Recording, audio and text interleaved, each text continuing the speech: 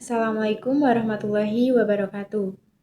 Perkenalkan, nama saya Ardina Suci Maharani dari kelas 11 Manajemen Perkantoran 1. Pada kesempatan kali ini, saya akan membahas mengenai K3. Apa sih K3 itu?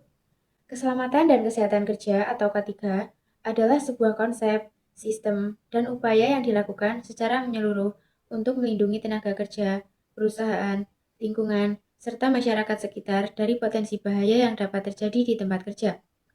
Menurut Undang-Undang Nomor 1 Tahun 1970 tentang Keselamatan Kerja, K3 adalah segala bentuk kegiatan yang bertujuan untuk menjamin dan melindungi tenaga kerja agar senantiasa dalam keadaan selamat, sehat, serta terbebas dari resiko kecelakaan maupun penyakit akibat kerja. Tujuan K3 yang pertama, melindungi pekerja dari risiko kecelakaan dan penyakit kerja. Yang kedua, menjamin alat, mesin, dan bahan kerja digunakan secara aman. Yang ketiga, meningkatkan efisiensi dan produktivitas kerja. Dan yang keempat, menciptakan lingkungan kerja yang sehat, aman, dan nyaman. Lalu apa aja sih manfaat K3? Manfaat K3 yang pertama, menekan angka kecelakaan dan kerugian. Yang kedua, meningkatkan kepercayaan pekerja terhadap perusahaan. Yang ketiga, meningkatkan kinerja dan produktivitas. Dan yang keempat, mengurangi biaya pengobatan atau kompensasi kecelakaan kerja. Ruang lingkup K3 yang pertama, yaitu keselamatan kerja. Maksudnya adalah upaya untuk mencegah terjadinya kecelakaan kerja di tempat kerja. Hal ini bisa dilakukan dengan cara menggunakan alat pelindung diri atau APD seperti helm, sarung tangan, masker, dan sepatu. Mematuhi SOP agar setiap pekerjaan dilakukan sesuai aturan yang aman.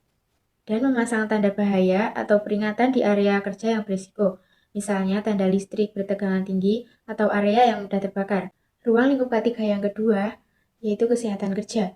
Fokusnya pada pencegahan penyakit akibat kerja yang bisa menyerang fisik maupun mental pekerja.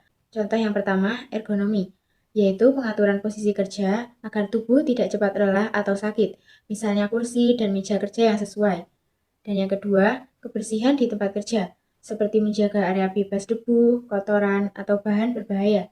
Dan yang ketiga, kesehatan lingkungan kerja, misalnya pemeriksaan rutin kesehatan pekerja, penyediaan fasilitas medis, dan program olahraga. Dan ruang lingkup K3 yang ketiga, yaitu lingkungan kerja, berkaitan dengan kondisi fisik lingkungan agar pekerja merasa aman, nyaman, dan tidak terganggu kesehatannya. Caranya yaitu bisa dengan pengendalian polusi, pencahayaan yang cukup agar pekerjaan terlihat jelas dan tidak merusak mata, ventilasi yang baik agar udara tetap bersih dan segar, dan pengendalian kebisingan supaya pekerja tidak terganggu pendengarannya dan tetap fokus bekerja. Contoh alat pelindung diri atau APD antara lain ada helm pengaman, masker, sarung tangan, sepatu safety, kacamata pelindung, dan rompi reflektif.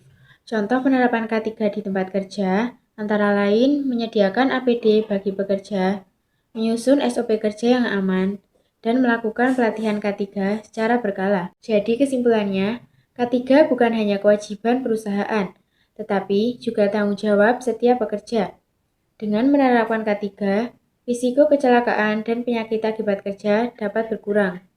Sekian materi yang dapat saya sampaikan, ada kurang lebihnya mohon maaf. Wassalamualaikum warahmatullahi wabarakatuh.